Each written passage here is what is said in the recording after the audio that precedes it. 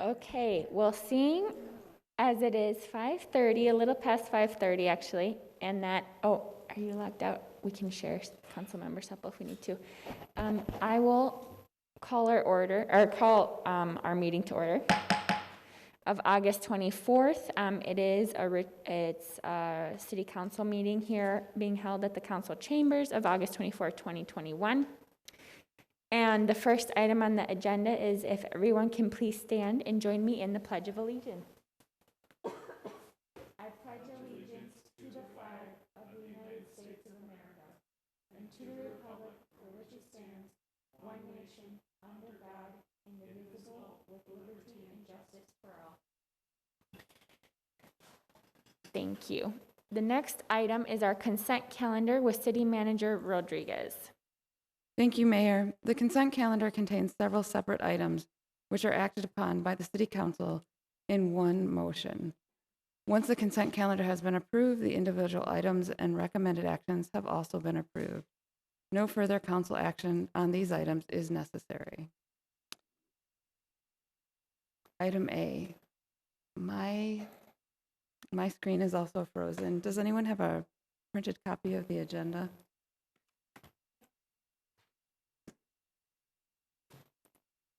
Councilmember Supple is bringing one over.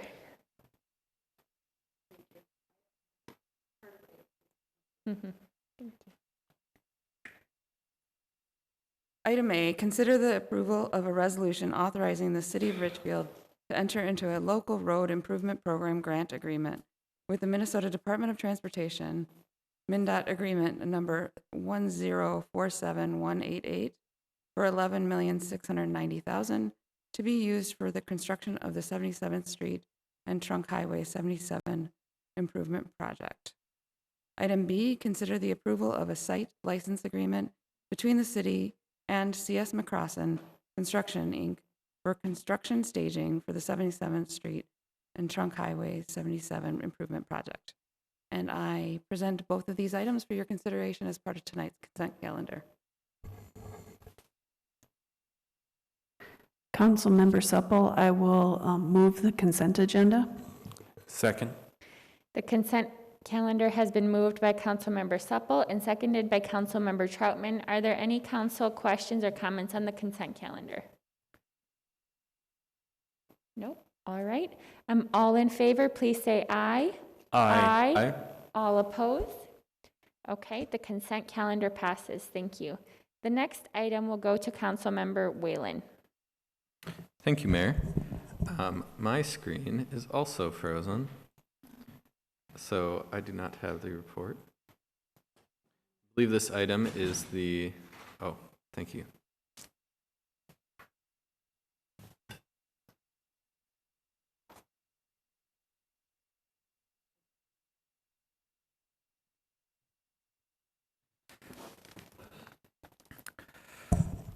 All right, this item is to consider, nope, that is the wrong page.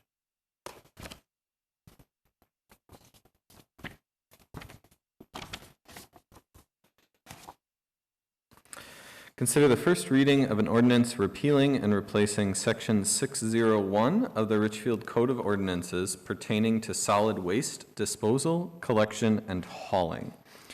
This section of the code has not been thoroughly revised in many years, if at all, and needed significant revisions to bring it up to date and in alignment with the city's new organized collection system.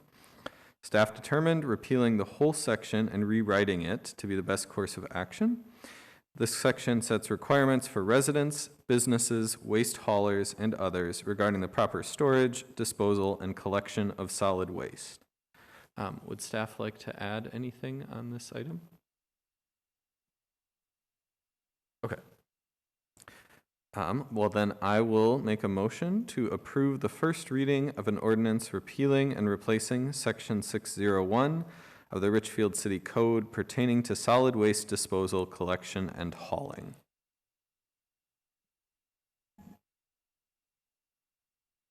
Second. Thank you. The motion has been made by Councilmember Whalen and seconded by Councilmember Supple. Any comments or questions from council on the item? Councilmember Whalen.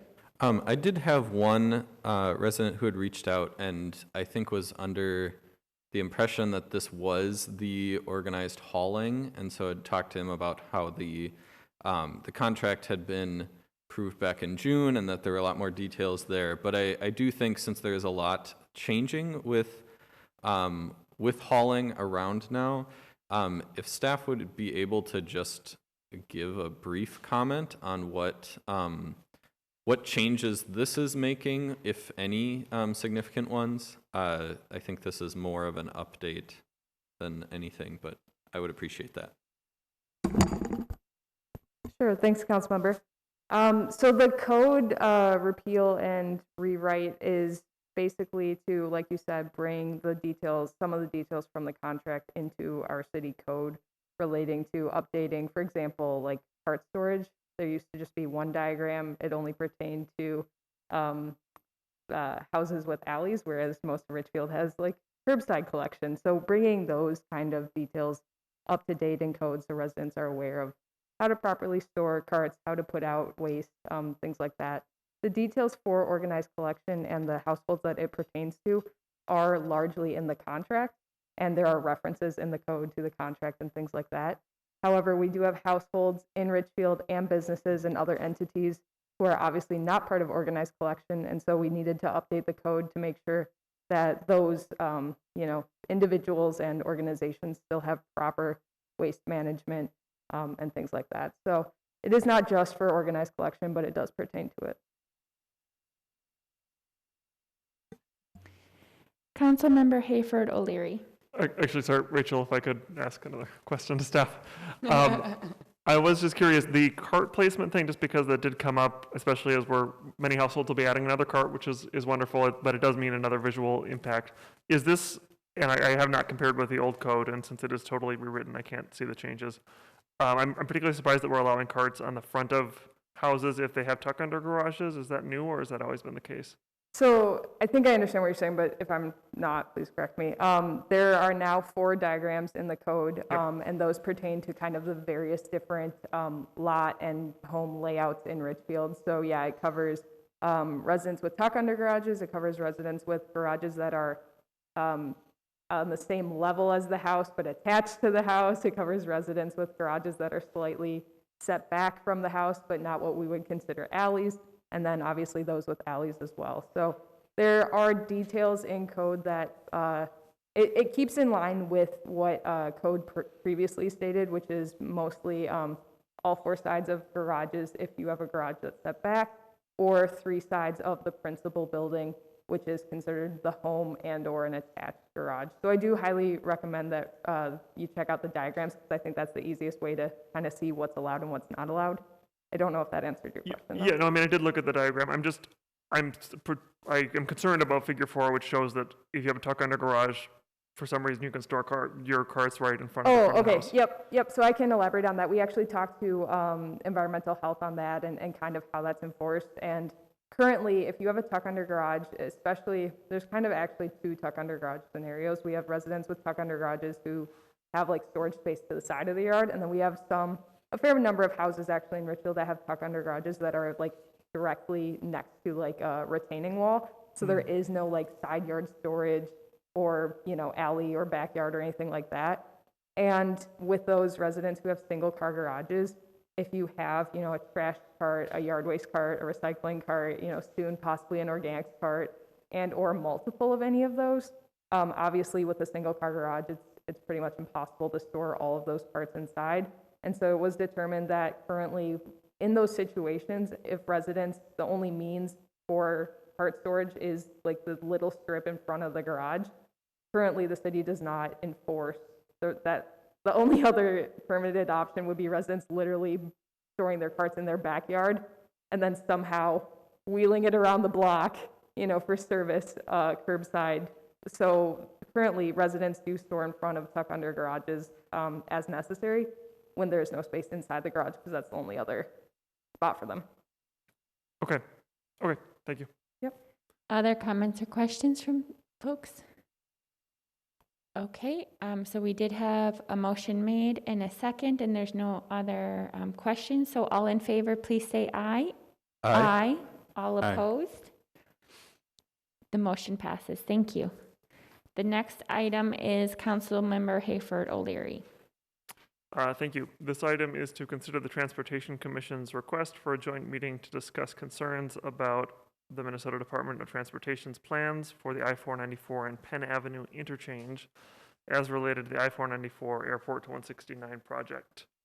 At the August 11th, 2021 Transportation Commission meeting, the I-494 project was not a specific item for discussion. However, Commissioner Ken Severson reiterated many of his previously voiced concerns related to the future design of the 494-35W interchange and related changes to Penn Avenue access at 494. Following the group's discussion of the subject, a motion was made requesting a joint meeting with the City Council to address continued concerns about MnDOT's plan for the I-494 and Penn Avenue interchange. Of the 6 commissioners present, 5 voted in favor of the request for the joint meeting and 1 abstained from voting. Unfortunately, no City Council liaison was present at the meeting, and I apologize for that. Discussion included the desire to have a MnDOT representative attend the meeting if the City Council accepts the request to have a joint meeting. Does staff have anything to add on this request?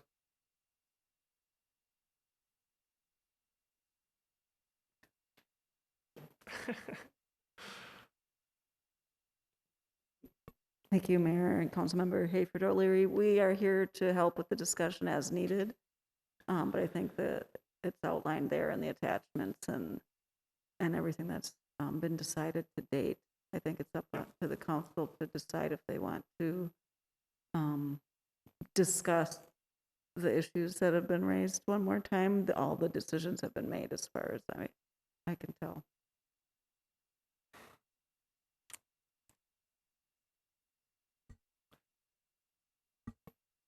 Can I just add that I have our administrative analyst, Scott Culzer, here because he was at the meeting where this was brought up in case there's any specific questions as to the intent of the request. So I guess I would say from my perspective, I did call Ken today. I also spoke to another commissioner who I know doesn't feel as strongly about this, and I believe was the abstention. I appreciate that we've been over it a number of times, but I also want to respect that our commissioners did request this, 5-1 with 1 abstention. And I did, again, Ken going over his specific concerns. There was one that I thought was merited and I don't feel like has been adequately addressed by MnDOT, which is how inconvenient it is to get from Best Buy to the intended southbound 35 access, which is 82nd Street. You have to pass through, I think, 9 or 10 lights. Many of them are slow suburban signals with like tedious left turns. It's actually very slow. And he probably is right that it would be faster to go through Richfield to 66 and 35. I don't know how many people are going to do that, how realistic of a threat that is, because it does feel like the wrong way, but I am concerned when the best option we're providing motorists as part of what we're agreeing to here is something that would increase traffic in spots we really don't want to and isn't really the intended design of this box vision. So I think it does have merit. I appreciate we've been over it. I appreciate this is very late in the process, but given the request from our Transportation Commission was near unanimous and that there are these outstanding issues, I personally would support doing this meeting. Councilmember Seppel. I think out of respect for the Transportation Commissioners, I'd be happy to discuss it with them. Councilmember Whalen. I don't know if you want to, if this was intentional, that this was not a specific recommendation one way or another, but I guess I would like to ask staff if you have a sense of if this is a good use of time, acknowledging that it's not just going to be the Transportation Commission and the City Council, but that if we're asking MnDOT to come and that staff then would be preparing for it, is this a good use of time, or is this a repeating discussion of something that seems to have already been discussed a few times? And I guess those may not be mutually exclusive. Thank you, Councilmember Whalen. That's a fair question. My perspective is that we're stepping back to a place that I think maybe, although it was maybe not properly addressed so that everybody understands how it works, that the system that we have in place for this vision that's been in place since the 1990s is coming to fruition, and There's going to be changes. You know, the commission itself did not have this background documentation when the discussion came up. They did not see the back and forth between MnDOT and that the answers, well, at least MnDOT's attempt to address those questions had been done, so they didn't have that background. I'm not saying that that would change any kind of voting at all. They didn't have any of that information that Ken had at the time. And so, I mean, I'm just leaving it up to you. Yes, it would be time and it would be a discussion. I don't know what the intended outcome is because I'm sure that there's not going to be any access added to Penn Avenue from the highway.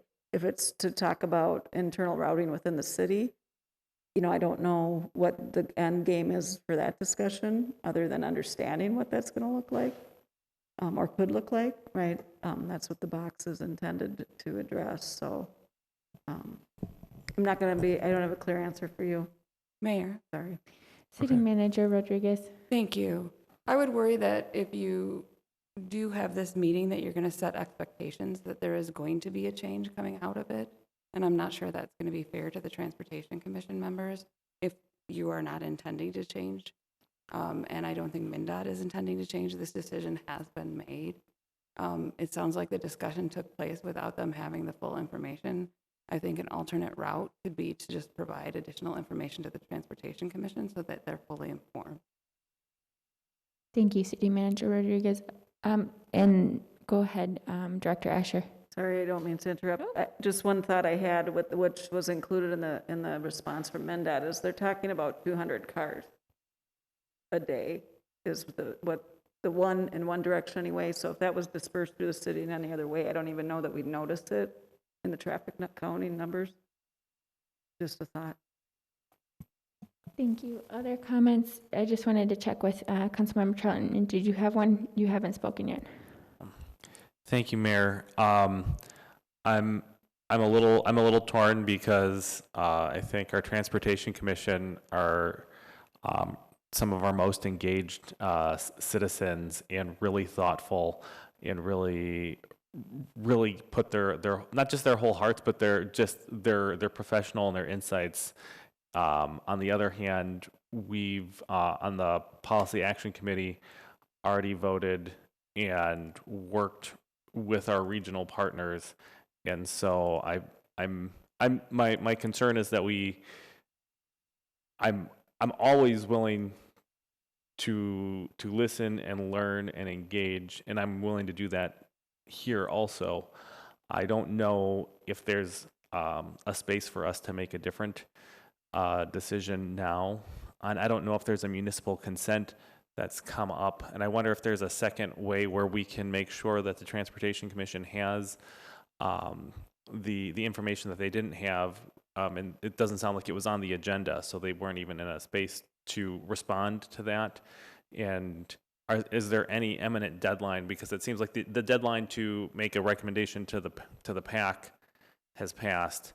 I don't know if there's any forward-looking deadline that creates a urgency for us to have this conversation immediately. Could we share the information potentially with the Transportation Commission, share this context, and then if there's still a desire to, or there's a maybe a stronger agenda to say we want this specific change, that maybe be a sharper question that would be easier to say yes or no to. I'm inclined to say no, not because I'm not willing to meet, but because I don't know, based on this memo, what the fruit of that would be.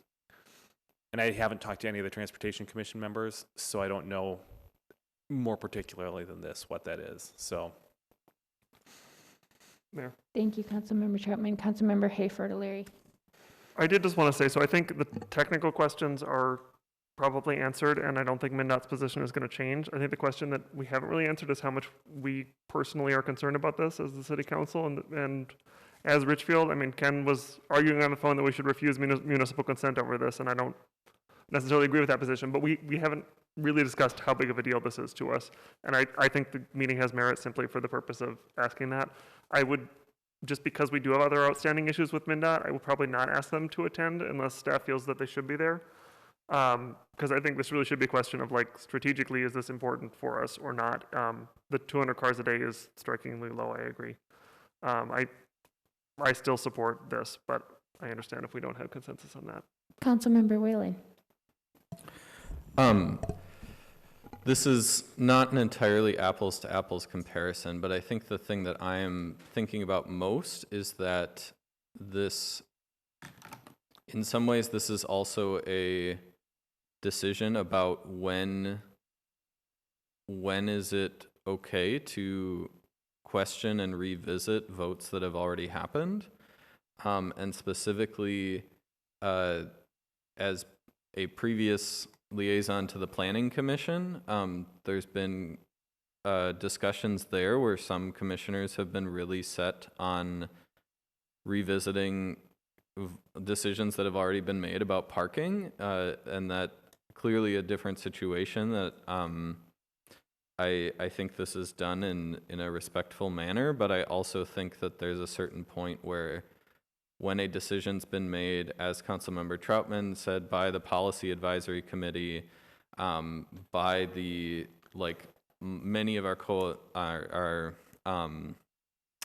the partner cities and other jurisdictions, that I mean, clearly there's many instances when we do revisit and change policy, especially if it's been many, many years, but I think given that this decision was made within the last year, I'm inclined to say no, not to continued conversation and information for the Transportation Commission, but again, because there's, I guess until I hear otherwise from the liaisons to the Policy Advisory Committee or from staff and others on the Technical Advisory Committee, I don't see this as a major enough issue to revisit what several different cities and a state department have been working on. And so I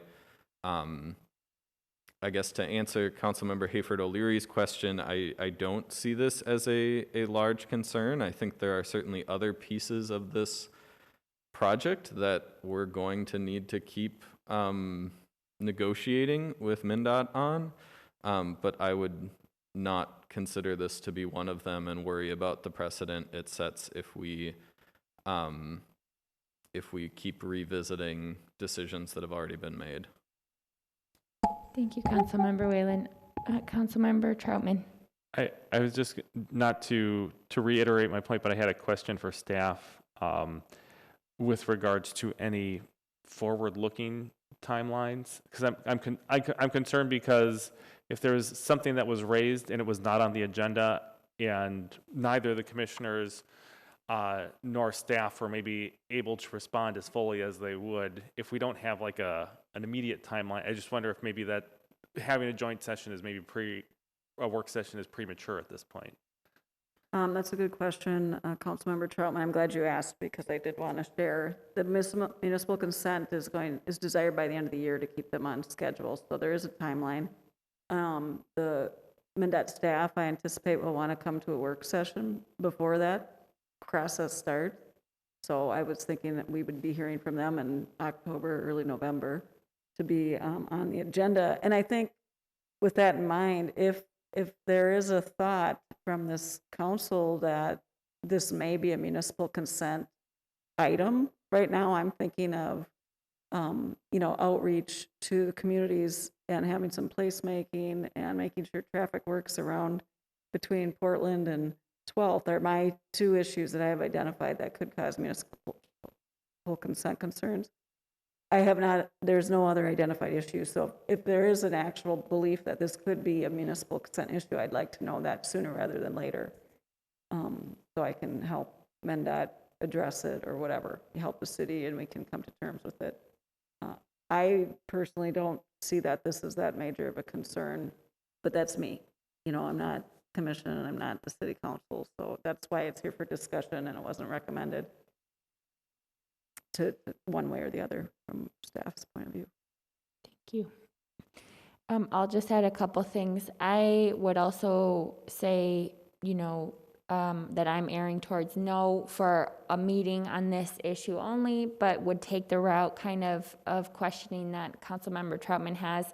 So in preparation for municipal consent, is there a work session that is with the Transportation Commission and the council, I don't know, to just review what that means? What are the things that we can use as leverage with municipal consent or not? How is the project going, getting an update, given that that's such an important, I guess, milestone coming up at the end of the year? And could this discussion be a part of that more broadly, in addition to addressing these other issues?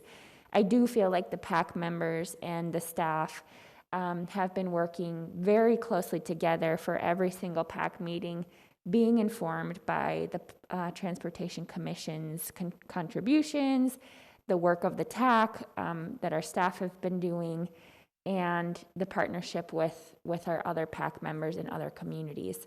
So I guess I would just say, for this specific issue on the council agenda, I would say, I'm not necessarily open to revisiting as the request was made, but does it fit as we prepare for municipal consent more broadly? And can the Transportation Commission at a next meeting discuss the issue internally more so that they do have a better understanding?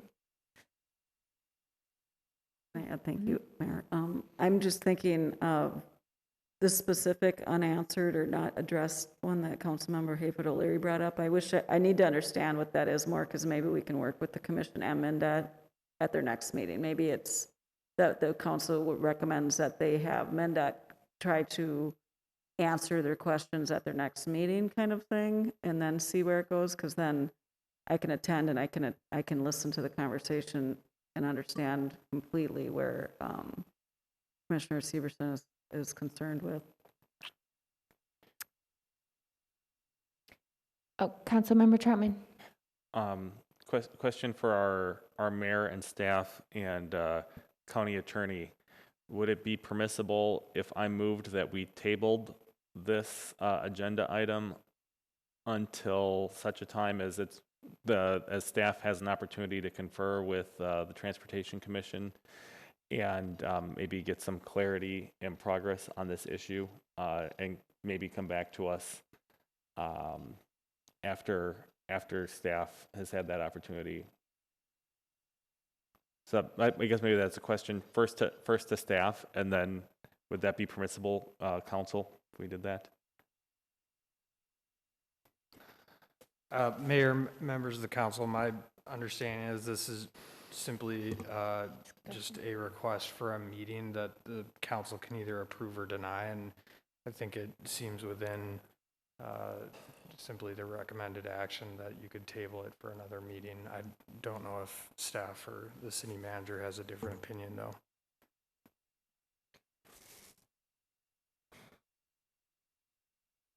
I think that's an option. I also think an option is that you can just say no for right now and have the Transportation Commission meeting where MnDOT comes and answers some questions and then revisit it. Thank you. Councilmember Whalen. I was just going to actually suggest something similar, that because this is not an official policy or something, this is a request for a meeting, that I would hesitate to just table it and kick the can down the road. That I think, I mean, you already know where I stand, but I think we can say no, and that doesn't mean we're never going to talk with them again, that the conversation can continue. And then I want to just go back. I believe that Director Asher did ask a question for more clarification to Councilmember Hayford O'Leary on one of the items too, to get more. Yeah, and what I meant by, no, I already forgot what I said and what you repeated to me, but it was just, so I agree with you that my biggest concerns are about Portland personally, where I sit. I feel like despite having heard these concerns about Penn before, that we haven't really had the conversation about if we as a city agree with that and agree that that's a much bigger deal than Penn. Again, that is personally, I agree with you right now. I don't feel like we've had that collective conversation. And I do want to emphasize that, thinking to Councilmember Whalen's comments about the parking issue of work, I agree that we want to discourage repeat things. The trouble with some of these decisions is they're baked in. As Director Asher mentioned, 20 years ago, this was penciled in, this was going to be something like this. At some point, we were told that the northbound to Penn Avenue movement was going to happen now, but the southbound movement wasn't going to happen for another 20 years. That was as of, when Jack was on staff. So these things do change, and we don't really ever affirm those changes. A lot of them are, and they're good professionals doing their job, but the public isn't necessarily involved in those decisions. They kind of happen. And to say that they like consented to this and we're just like revisiting a policy debate that's been hashed out I don't think that's really fair to the way that these things kind of happen unexpectedly in the background. I continue to think they have merit. I get the sense that I'm outvoted at this point, but I still think it's a worthy request. Well, Go ahead, And- Councilmember Troutman. thank you, Mayor. I think it's also a worthy request, which is maybe this is we don't need to spend much more time on this. I think it's worth tabling as opposed to rejecting it, because I don't like rejecting a near universal request to confer with the council. Like in my gut, that doesn't sit really well, but it also seems like there's some work to do in advance of that. So I think I would probably vote to deny it, but in lieu of that, I would move that we table this for a month to give staff an opportunity to confer with the commission, with the benefit of this not being being an agenda. I would move that we would table it for a month to give staff an opportunity to confer with the Transportation Commission. I'll second. Mayor, members of the council, my only suggestion for that, and I believe this is required, is that the actual discussion should be tabled to a time certain. So if, for example, you want to table this to a future city council meeting, that's what I would recommend. I would move that we table it until to the next meeting immediately following the next Transportation Commission meeting. Okay. I don't That's know the date. September 28th.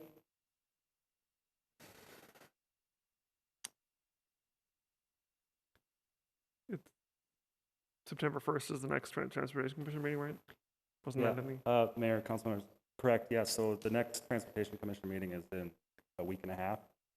So that does not leave much time for staff to collectively, dig into this issue and have a robust discussion at the next meeting. So are you interested in possibly pushing it out a little bit? Well, let me ask Director Asher, what would be how much time would you need? Yeah, I mean, I think, Councilmember Troutman, that what we'll need to do, really, we just need to understand the issue and see if Yes. MnDOT's available to be there, is what I'm thinking, because I think we need to get MnDOT at the table, unless I was hearing something different. And if they're available, they're available. So I wonder if you can't just table it until the next meeting and then table it again if you have to. Sorry. Okay, I'd move that we would table this agenda item until the next council meeting. Second.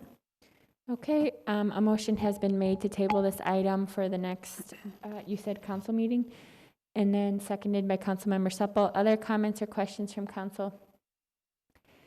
I'll just add, from my perspective, I mean, I do think just learning a little bit more from staff about the issue that the Transportation Commission has, what of that issue can be clarified amongst themselves and with staff at a Transportation Commission, and is that enough of a remedy? If not, then the next option would be does this warrant a work session between the council and the Transportation Commission?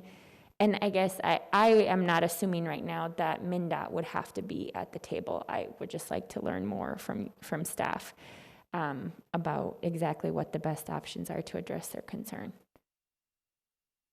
And Go ahead, could I just clarify, Hayford Councilmember O'Leary. Troutman, what would you hope would happen? So they're going to hear this presentation, hopefully from staff in a week and a half. Are you thinking that they would then either reaffirm their request or say we're good, or what's the goal? My understanding, because I haven't seen and I haven't heard from any transportation commissioners, but there was an agenda item that there was an issue that came up that was not on the agenda.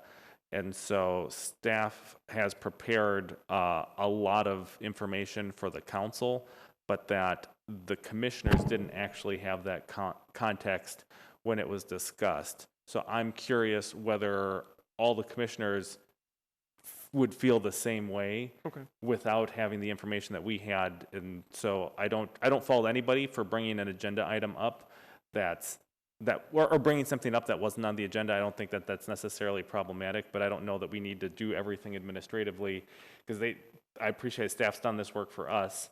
I think at a minimum, the Transportation Commission should have that information and then be able to clarify to us, well, no, we still nearly 100% think this is essential, and I would take them at their word if that was the case. But if what they need is the information that we received, I don't know that we need, and maybe even us talking about this gives the Transportation Commission some clarity about where the council's at. So I'm kind of looking for that clarity from the Transportation Commission. Okay, so then, and I don't know that it needs to be part of a motion, but just to be clear that we would like the Transportation Commission to explicitly say if they still feel this is necessary or not, right? Yes, Yeah. or what specifically it is, because I feel like it could be more clear to me what we would be talking about. Okay, that sounds good to me. Other comments? Councilmember Whalen? I think just would also hope in that discussion, I think this makes sense where we've ended up. If it has not been shared with them already, to reiterate to the Transportation Commission like what the realistic options are going forward, that we're not still in the brainstorming phase. And so then in addition to that question of do they still feel this conversation would be helpful and necessary, but also getting a better sense of like what is their hoped for outcome, that would help me make a better decision. I agree with that, and I was going to make some comments similar to that. I won't necessarily vote in favor if they come back and say, yes, we still want this meeting. I need to understand the goal of the meeting and the different outcome and what our options are. And see if a meeting, with MnDOT, the council, and the Transportation Commission is the best option for achieving that outcome that is possible or not possible. So that helps me as well, Councilmember Whalen. Other comments or questions? Okay, all in favor, please say aye. Aye. All opposed? Thank you. The motion has been approved. The last item is the city manager's report. Thank you, Mayor.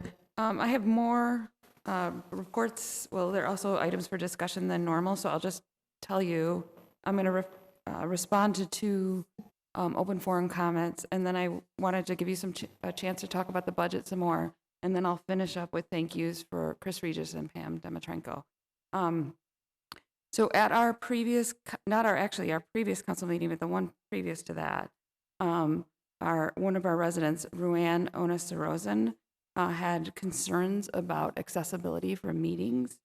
We have been working with Ms. Onasarosan on multiple occasions regarding the open meeting law, dating back to like 2020. Due to the pandemic, as you well know, there was a local emergency declaration, and that allowed us to have virtual meetings. We followed all the state mandates in order to provide access to the council and commission meetings. Due to the inability to meet in person, we provided it via WebEx platform, and we live streamed it.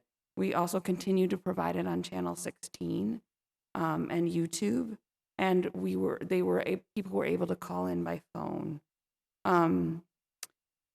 Also, after we returned to in-person meetings, we continue to provide access through channel 16, and there's a physical copy of the agenda on the table. So residents do have access to the open forum via in-person, email, telephone, or written document. It's actually expanded since the pandemic, not been more restrictive. We also had at the last meeting, Mr. Robert Hall had questions about the history and the appropriateness of providing public assistance to Benefactor Brewing. Staff did contact Mr. Hall after that meeting and explain the history and the relevant facts. At last week's HRA meeting, staff further addressed the issues brought forward by Mr. Hall and explained that the $500,000 HRA mortgage was replacing an existing Hennepin County mortgage. So there's no additional public funds just in subsidy for that project. And the HRA ultimately did approve the mortgage unanimously. And there were lots of comments at the HRA meeting about the Benefactor Brewing being one of those amenities that have been really long requested from residents. So with that, I didn't have a chance. I know we ran out of time during the budget work session, but I do want to thank Chris Regis again for all his work on the budget, and then our directors, I thought, did a really good job of telling the story behind the numbers. I did hear some comments about, minimizing the transfer from the reserves and possibly having a higher levy. If you are considering that, I need to know pretty quickly because the preliminary levy, once you set that preliminary levy, you can go down, but you cannot go up. So I just wanted to give you a chance to make some more comments about the budget, and then if you have any direction related to that. Councilmember Supple. First of all, I want to say thank you to all the directors and to all the staff because it was a very interesting reading. It was a 258-page document, and it talked about all the things that are going on and all the ways that we are looking forward and planning ahead. And I think that having a 10-year plan is a good idea. I think it's appropriate this year to spend some of the reserves.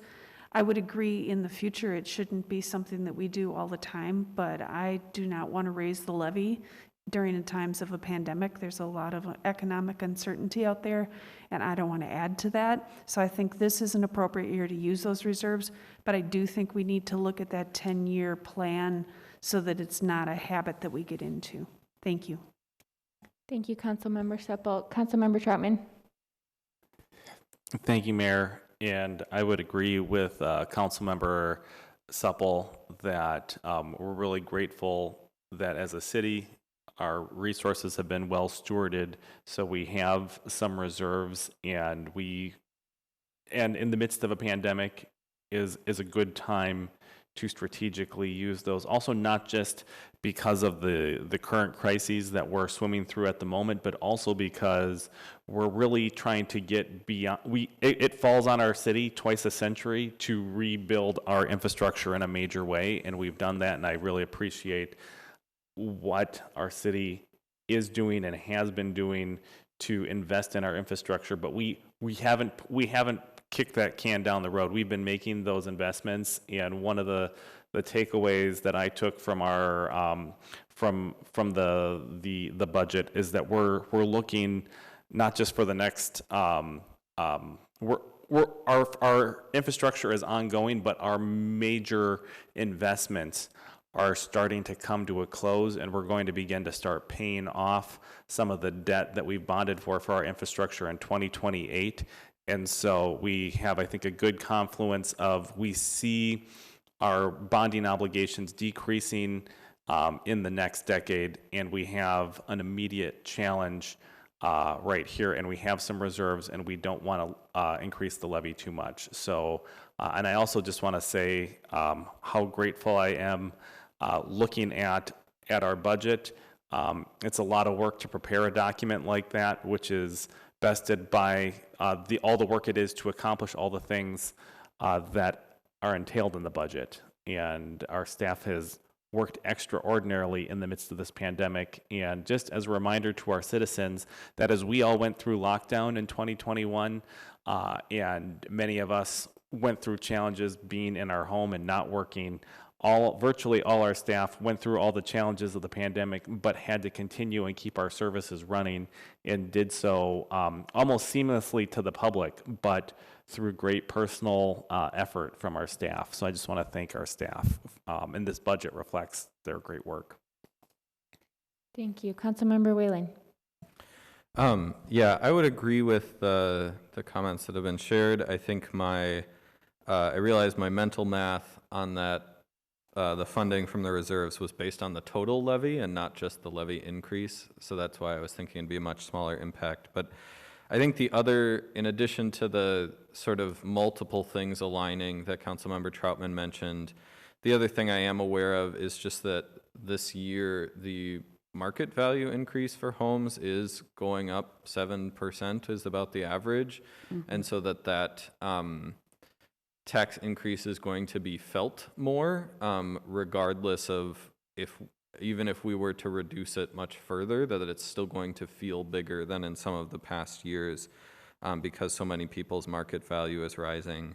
Beyond that, I just wanted to make a couple comments since recreation was the final one and we didn't have much time to discuss that. Just that I agree with Councilmember Troutman on the like streets side of things. I think on recreation, we have a lot of infrastructure investments, and I don't yet feel like our capital improvements plan for the coming years fully addresses where all that money is going to come from. And so I know that obviously we can't just make that up, that we have to figure that out as we go, and may not have a quick answer to that, but just have an eye on that as a specific thing we're going to need to figure out.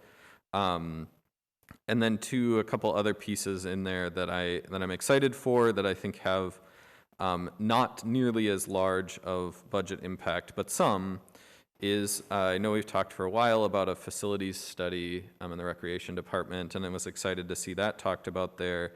And then also just want to emphasize, Director Markle added at the end the need for funding for sustainability. I think much in the same way as our equity work, we first added a position and then realized that the work is going to take funding. I think that we're in a similar place on sustainability, and need to keep prioritizing that more given the climate crisis. And so that may not be a possibility yet this year, but hope that that's high on the priority list for future years.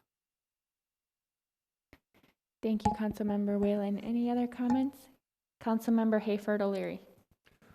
My only question about the initial prompt about the levy increase versus the reserves is, I'm just curious, this is my first year, was this what we said last year? Like that this is a crisis right now, but next year it's going to be better? Or my concern is just like, it's sort of like if you're ever like on a diet and you get to like dinner time and you're like, screw it, I'll do better tomorrow. And I sort of worry that we're doing that, and it's a little bit glib, but it does worry me when there are so many things we've said no to, but we're still dipping into our reserves, even to go with the fairly lean budget that we have. So I guess my thought is, how do we know we're going to do better next year? We don't know what is going to be stable. I don't know. That's my concern. City Manager Rodriguez. Thank you, Mayor. I do think we said it was a crisis last year, because I do think it was a crisis last year. Yeah. In 2020, though, we ended up, because of CARES funding, putting, it was 1.2 million into the reserves, into that capital reserve fund, and our expenditures were down like 700-some thousand in the general fund. I still think we're in crisis, and you're still seeing the impacts of the revenues. So I do think some of those revenues are going to come back. Some of them are not, but some of them are, and so that will help going forward. But there are things next year in particular, because the debt service for 65th Street will impact next year, that next year will be a tough year to try and not cap reserves at all. But I think the year after that is something that then we can stop that happening going forward. And I do think that 10-year plan is really needed, because we need more details around that. So I'm super excited to work with a new finance director on that project. Okay. And just to clarify my tone, I don't mean to say that we aren't in a crisis, just that we don't know that next year we'll be back like 2019, and we really don't know what's ahead. That's my concern. So, but I appreciate that point about 2020, and I hadn't considered that. I thank you for that clarification, City Manager Rodriguez. I would say, as Councilmember Supple said, for this year, given that we are in a crisis, I think looking at our reserves does make sense. But I think that was the biggest takeaway for me today from our work session was there's just so much volatility out that is going to affect our city and our services and the way we operate. In addition to that, just times are changing, our infrastructure needs, our staffing needs are changing, the needs in the community are changing. There's trends around retirements and new staff and hiring that all directly impact how we function. And I think that was the most important thing I saw was we really need to get a better understanding of what that means in all the different facets of how we operate here at the City of Richfield. And then taking things into consideration like debt service rolling off, new infrastructure needs that we haven't been accounting for, staffing needs that, we need to look at, technological needs. So I do feel comfortable with where we are at today and the recommended suggestions made by staff in terms of accessing funds from our reserves. And I just think it is so crucial to help get us out of continuing to dip into reserves and sustainability in the short term, midterm, and long term, having a very robust plan that is very multifaceted for those 10 years that takes all these things into account. I think that's really going to help us. And then I did have one comment. I had made a comment about community development and I had forgotten another comment and I remembered it later. I know we had $30,000 budgeted for consultants, and I don't know what it would look like and if it's possible or not, but given that we are in such a boom still with redevelopment, and given that these changes are for the next 30 to 50 years, if those special area plans, those small area plans and those projects and those partnerships with consultants, I really do think are a really good investment and they're going to have generational impact. So I don't know if there's a way to look at increasing that a little more for this coming year or not, but those things come around every once in a while and we're in a boom right now, and then eventually we might be in a development lull because we've built out so much. So I do think that that's one area where I wanted to flag and say, hey, is there a little more we could add there? Other comments or questions from folks? Councilmember Hayford Leary. I just wanted to say clearly, I very much agree with the last thing you said about we need to do everything we can to take advantage of this boom, because this is what we keep hearing, which is a really important refrain, is that our tax base is limited. This is how we're paying for the future. So I agree that those pay dividends. I'm very glad about the item that's included, but if there are more needs, I support funding them. Great, thank you. Other comments? Okay. Thank you for taking the time. I felt like we didn't have time to summarize it during the work session, so I appreciate it. I just want to say a big thank you to Chris Regis and Pam Demerenko. Chris had his last day last week. He managed the city's financial system for 26 years. The annual financial report and the budget, it's the result of literally thousands of calculations, and those can go awry at any time. Chris's careful stewardship produced award-winning financial and budget reports each year since he started with the organization. He has always impressed me with his accounting skills. Chris's dedication to the organization's finances has been integral to the city's success, and he has been a big part of our leadership team. He will be missed. Administrative Services Director and Assistant City Manager Pam Demerenko, her last day is tomorrow. She actually started in the Community Development Department in 1999 and was steadily promoted. She assumed her current role more than a decade ago. Pam has dedicated most of her time at Richfield to improving the essential internal services. with a focus on HR, communications, and information technology. She represents Richfield, or did represent Richfield, on MSP's Noise Oversight Committee and played a key role in changing the city's relationship with the airport from contentious to productive. Even though Pam will be leaving us, her legacy remains, will live on in the municipal center, which she helped design and build. Pam has always prioritized building relationships as well, and her colleagues, with her colleagues, and she is the first to ask about your weekend or family. She has been a big part of the Richfield family, and she will be missed. And that's all for my very long city manager report today. Thank you, City Manager Rodriguez. Comments from council members? Councilmember Whalen. Just want to add my thanks to both of them for their service. I think on the finance side, I was immediately impressed by just the continuity of all of the awards we've received on finance, the good ratings we have for any time we go to bond, and so that's been exciting. Finance runs in my family, and I ran away from it, so it's always good to know there's dedicated and talented people working on that. And then I, as the council member for the ward closest to the airport, have worked most closely with Pam on the airport work, and can definitely affirm that she has been instrumental in that connection, and that almost to the level of things going so smoothly that I hardly need to even bring things up because Pam's been so on top of it. So that's the work that's been most visible to me, but know that she wears many hats and has helped with a lot of efforts here. So thank you to both of them, and wish them well on whatever comes next. Thank you, Councilmember Whalen. Other comments from council members? Councilmember Troutman. I'd just say that for Pam Demerenko, that she leaves a legacy of a lot of work and a lot of love for the city, and we wish her well. And for Chris Regis, he also has a legacy of faithfulness and stewardship that we will feel for years to come, and wish him well as well. Thank you. Other comments? Councilmember Supple. I want to add my thanks to Director Regis and Assistant City Manager Demerenko. They both have worked tirelessly for years for the city, and I appreciate all the work that they've done.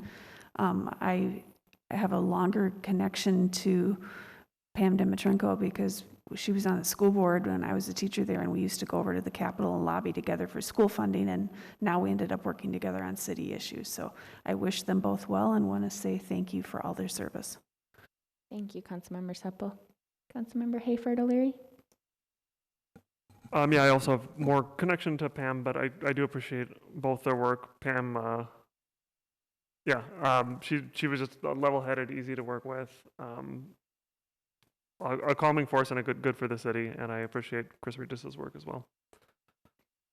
Thank you. And I just want to extend my gratitude to both Director Regis and Assistant City Manager Demerenko, both who have personal and family and community connections and ties here in Richfield, both who have had strong leadership roles in bringing Richfield to where we are today, which is a strong, thriving, vibrant community. And that's been because of the hard work and dedication, not only of our community members, but our staff and our leadership within our staff, which Chris and Pam have been a part of for many years. So I just want to thank them for their legacy, for their work. I remember going to Councilmember Edwina Garcia's home and seeing pictures of Pam, and it looked like she was a kid. I don't know, I doubt she was a kid, but she looked so young, at the Capitol, and just the work that she did for so many years, fighting for the best things and the best outcomes and opportunities for our Richfield families.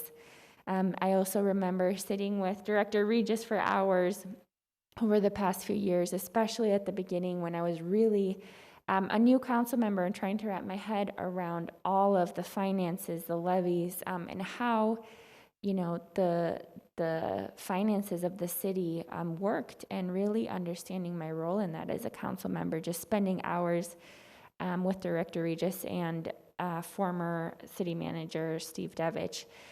So a huge thank you to both of them for all of their personal contributions, their professional contributions, and their legacy that has been felt by so many staff, and they've cultivated a lot of staff as well, but will be felt in our city, in our community as well. So congratulations, and I wish them well on their new journey, and they will be missed here in the city of Richfield.